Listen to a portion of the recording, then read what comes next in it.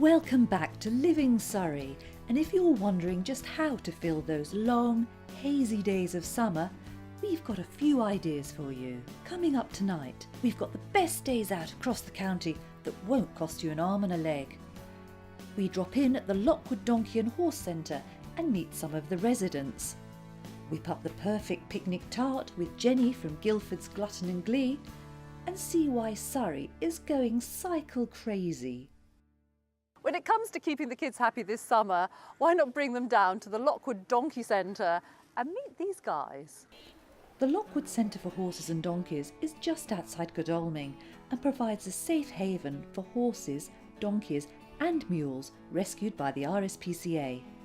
Lindsay Ellis is Deputy Manager of the centre. So Lindsay, can you tell me a little something about the Donkey Sanctuary here? The Donkey Sanctuary was originally set up by Mr and Mrs Lockwood back in the 60s down in Selsey.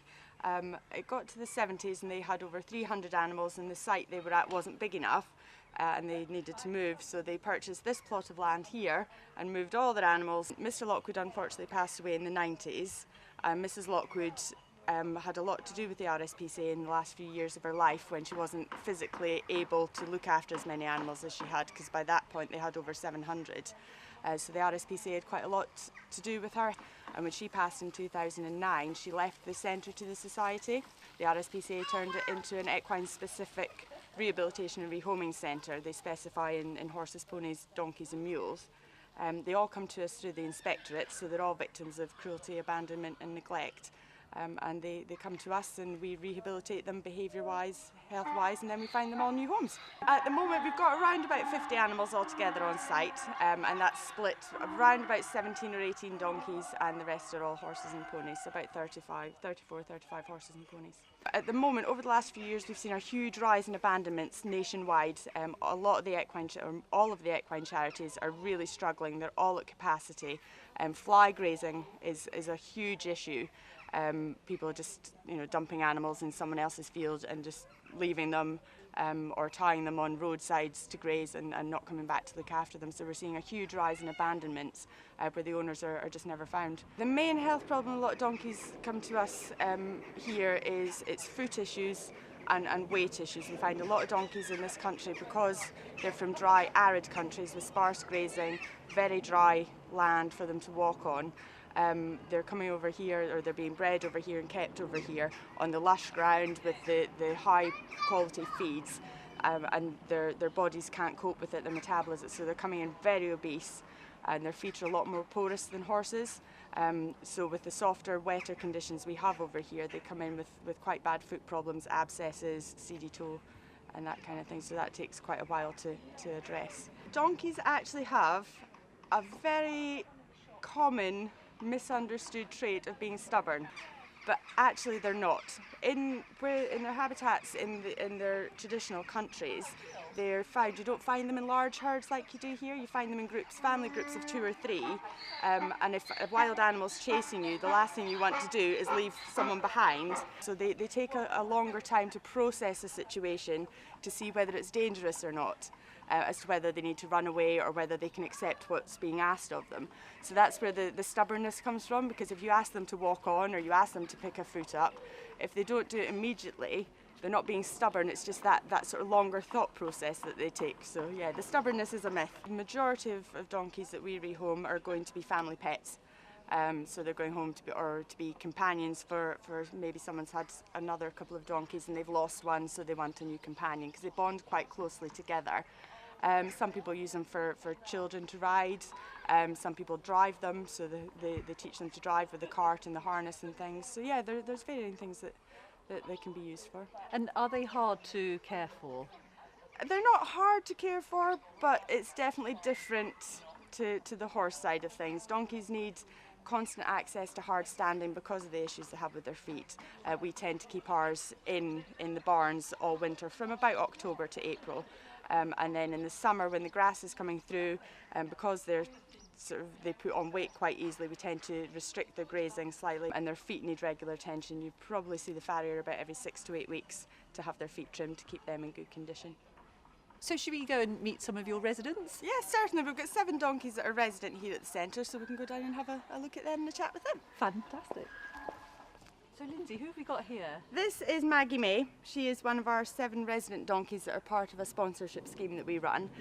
People can sponsor a donkey. They give us a donation every 12 months and they get some updates on the donkeys, some pictures, some write-ups and that kind of thing. So she's one of our, like I said, one of our 7 residents. She's slightly older. She's not one that was part of the original sanctuary, although we do still have some of them here. She was one that actually came in via the RSPCA inspectorate. She'd been neglected really. She was quite overweight at the time. She had very poor feet, which we're still struggling to deal with now, which is why she's one of our residents, because she needs so much specialist care and attention.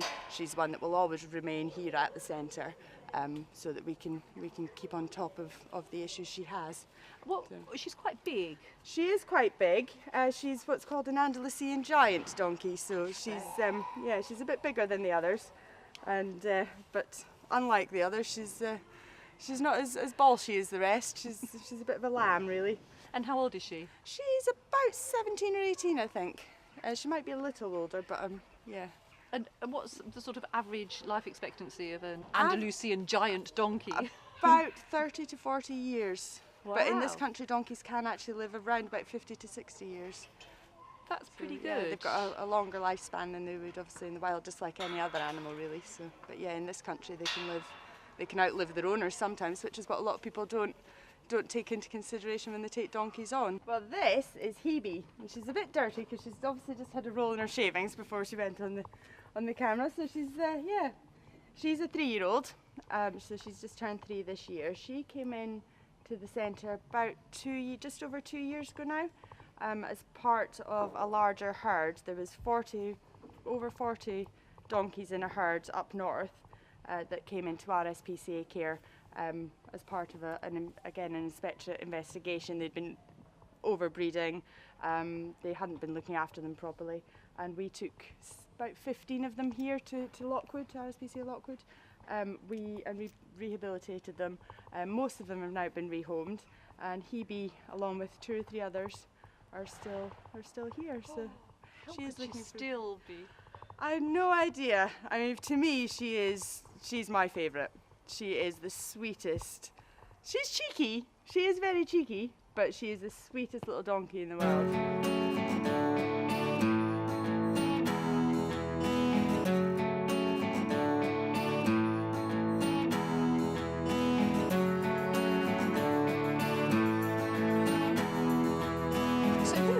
Donkey fan? Who likes donkeys? Me. Yeah?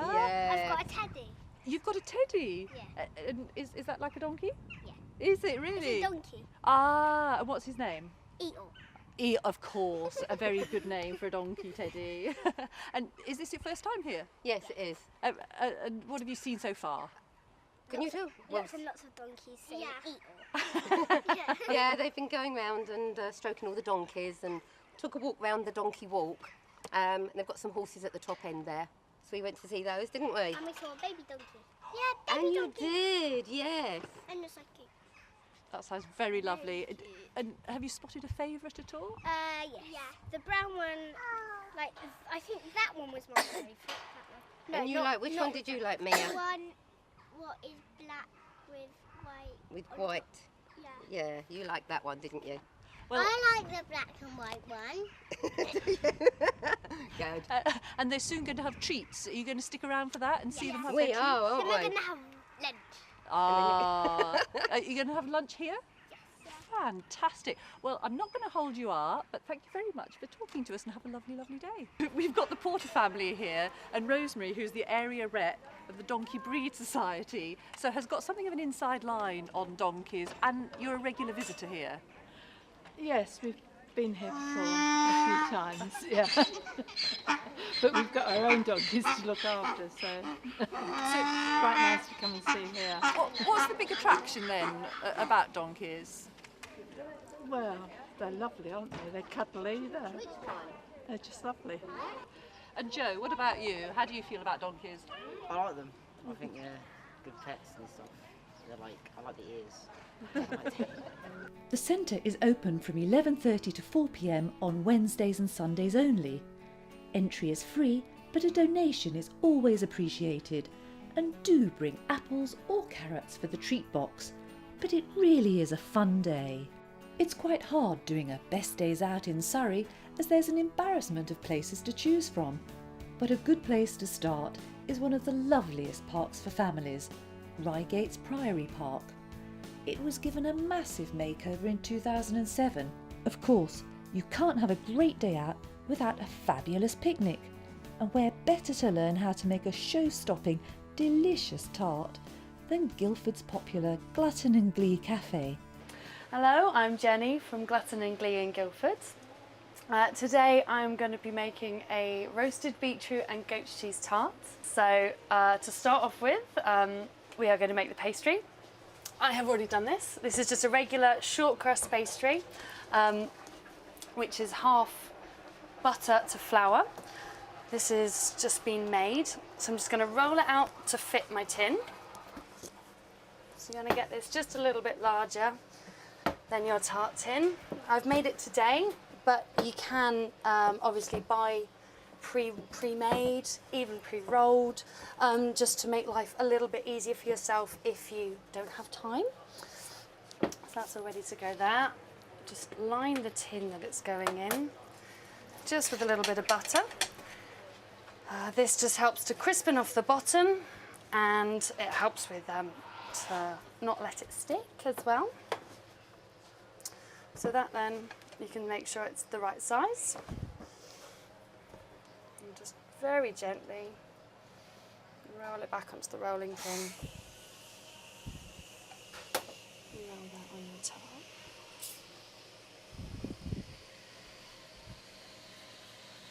Okay. So just gently pop that all the way down around the quiche, your tart tin.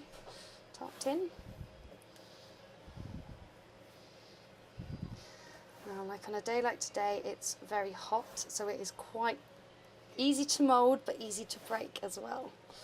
So just gently put that.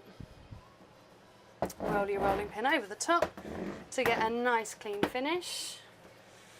You can use your excess pastry to make some little jam tarts or something if you want to. And then this tin has got the grooves along the outside. I'm just going to dip my finger in the outside all the way around, just so it fills up every gap and it looks pretty when it comes out. It's a nice little wavy line. That goes like that, ready to go. You then just prick it with a fork all the way around, gently on top. And then that will get covered and put into the fridge to rest for at least 30 minutes. You can prep it the night before and let it obviously rest a little bit longer overnight. Once that's chilled, just like that. Then into your oven. This has been chilled for about 30 minutes.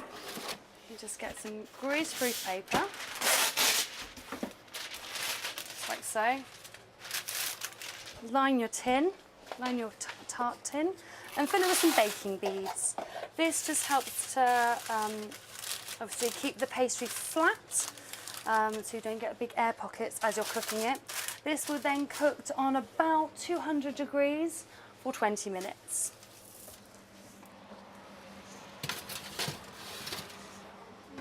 Okay, so next we've got the filling. Here I have some pre-roasted beetroot.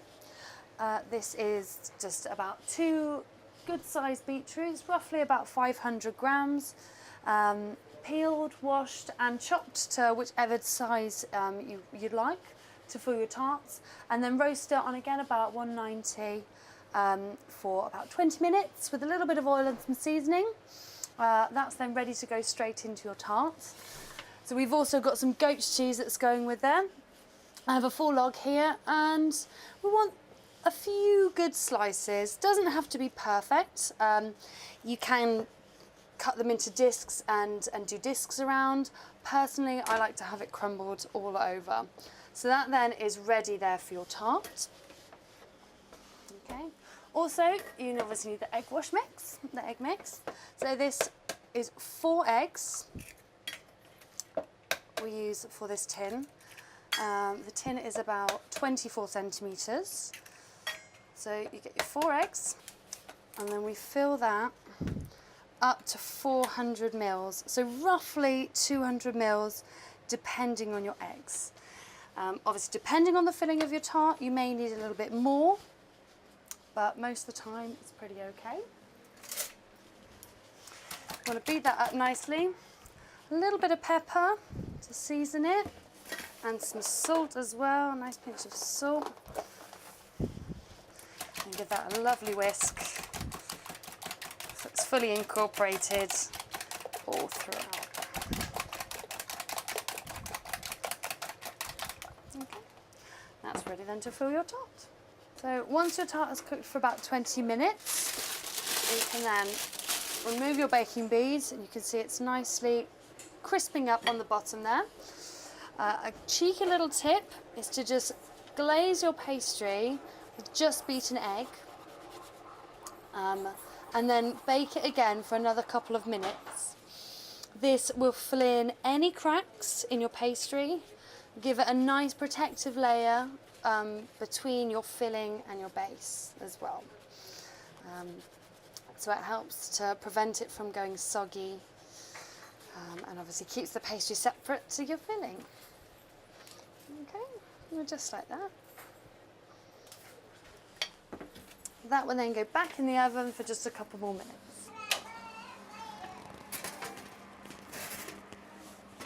So first you sprinkle some cheddar cheese on the bottom to add to flavour, and also to help protect the pastry. And then evenly just distribute your beetroot all over the bottom, just so you ensure you get a nice even consistency, and everybody gets a good amount in their slice. Okay, so that's the beetroot. You then want to top it with your goat cheese. So this is roughly 100 grams of goat cheese, crumbled on top, very roughly. Just give it a nice rustic finish alongside the beetroot. Cheddar cheese would work just as well if you're not a fan of goat's cheese, and you can always use a little bit less or a little bit more depending on your preference. That's there. And then you just want to fill your pastry case really gently all over. Careful. Full enough so you're not going to spill it as you put it in. There we go. And now this will bake for 20 to 30 minutes in the oven on about 200 degrees until it's nicely golden on top.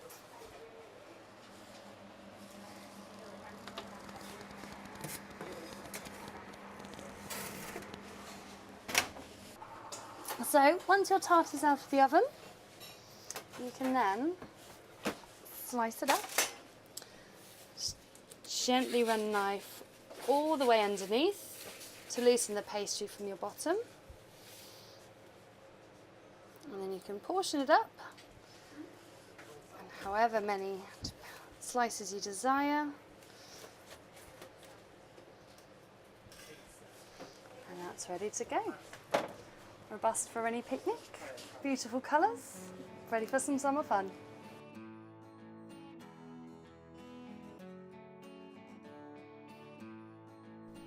All of our days out are totally free and illustrate the very best of what Surrey has to offer in the summer.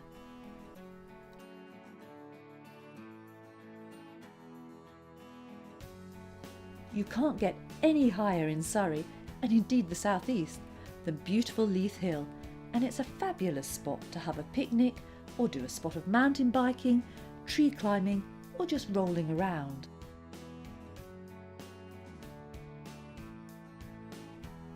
The National Trust has a great summer programme of wide-ranging events across the county. Of course, it can also lay claim to Surrey's very best beach at Frensham Great Pond, a fabulous spot just outside Farnham, which is just perfect for splashing around, indulging in some water sports, or just sitting back soaking up the rays. weather and children permitting, of course. You'll never be stuck for something to do if you check in with the Surrey Wildlife Trust, on a mission to educate and inspire all ages in the loveliest way.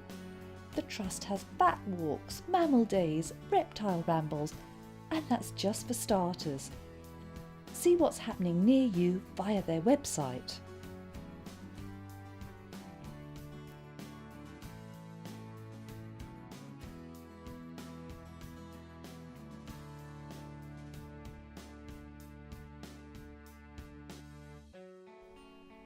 It can't have escaped your attention that Surrey has gone ever so slightly cycling bonkers. As a family activity, little beats a cycle ride together, and Travel Smart's recent cycle festival in Reigate was a great place to go and learn about exactly why 2 wheels are better than 4. I'm here with Becky Willson of Travel Smart Surrey. Becky, fantastic turnout today. Yeah, it's such a fun day. It's really good. We had a festival last year and that was really good, and we've just managed to build on it this year. We've got lovely weather, so much fun stuff going on, and loads of people have come down to support the festival. It's been great. And what are you trying to get people to do mainly? Well, we just want to encourage more people to have a go at cycling, and those that are cycling to just try cycling more.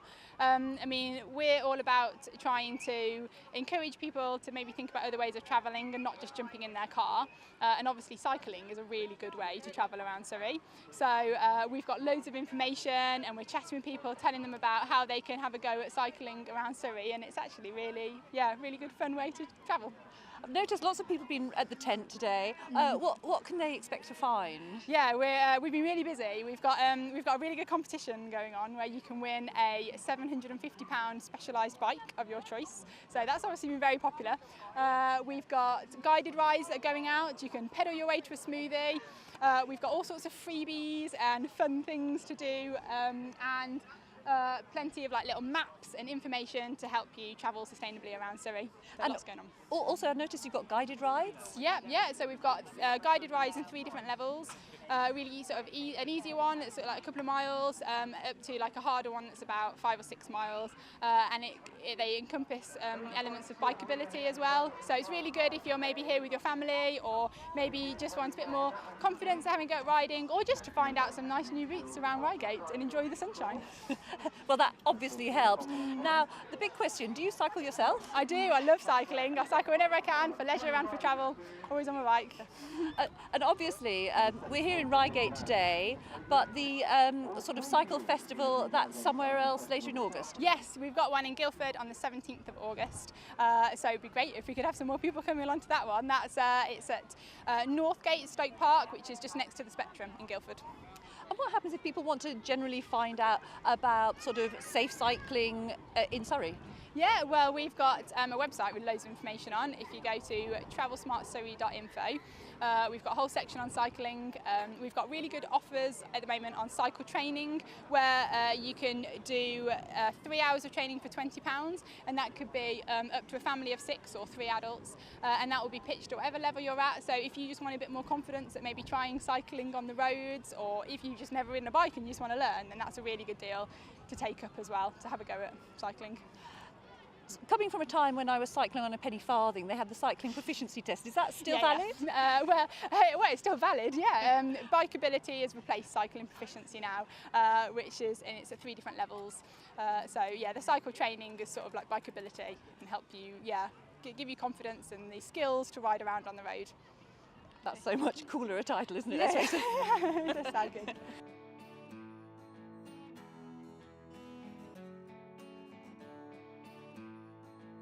How long have you been biking for? Quite a long time now. How old are you now? 6 years old. And did you get it for your birthday? Yes. Oh, so you've only been 6 for a little while. Yeah. And what's the best thing about biking? It's a good sport, and I like biking a lot. Do you like going fast? Yes. Ever come off? Twice today. Today? On the grass, don't we? So it didn't hurt too much? No. Tony, tell me what cycling means to you. Quite a lot, actually. I used to do it as a to and from work. So I used to do it quite a lot. Done the London to Brighton, and now I just do it for pleasure. You don't cycle to work anymore? Not no more. No, I'm back. Don't take it no more. I'm afraid. So Ruth and Rick, tell me what cycling means to you. So I guess it's exercise, it's something nice to do at the weekend, it's fresh air, it's something we can do together. Yeah, it's great to get out, especially when the weather's nice like today. Get out cycling, fresh air, bit of exercise, bit of countryside. It feels good. So you're leisure cyclers rather than using it as a means of transport? Leisure cyclers, yeah. Yeah, maybe might move on to it as a means to transport, so maybe commute to work one day, but at the minute, just weekend cyclers. And how long have you been cycling? Well, I suppose we did it when we were kids, but recently, only about a year ago, we sort of got back into it, having not had bikes since we were kids. So, yeah. So it's true, you never forget. Yeah, no, yeah, I was a bit wobbly to begin with. I think I still am. But, we haven't come off yet. Yeah, I haven't fallen off yet. Yeah. What prompted you to sort of start again? I guess partly exercise and partly just enjoying the outdoors, I guess, and getting fresh air and seeing the countryside, getting around Surrey a bit. I'm a northerner, so I don't know Surrey at all, so it's quite a nice way of getting to know the area. We've got friends who are into cycling as well, and so they're always encouraging. But also, I think actually all the cycling around the Olympics. At the time we were living in Dorking when the cycle races came through, so we went into the high street and cheered along, and then all the exciting cycling in the velodrome Olympics. So I think that kind of got it more in our minds. That's true. And did you find it quite accessible in terms of advice and what kind of bike to get?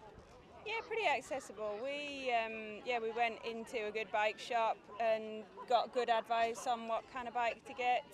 They talked us through all the options, so yeah, I think it was pretty easy to get into. Yeah.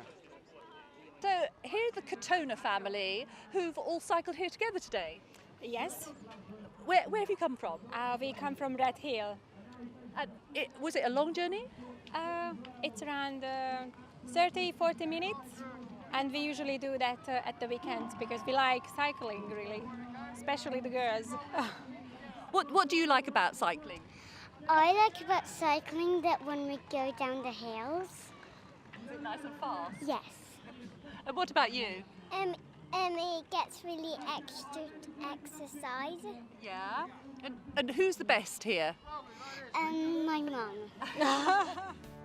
Over the next month here in Surrey, we're going to be treated to seeing some of the world's top cyclists in action, beginning this Sunday with the Prudential Ride London Surrey Classic Race, one of a number of events taking place under the Ride London umbrella, which also includes the Ride London Surrey 100, which involves an incredible 24,000 cyclists.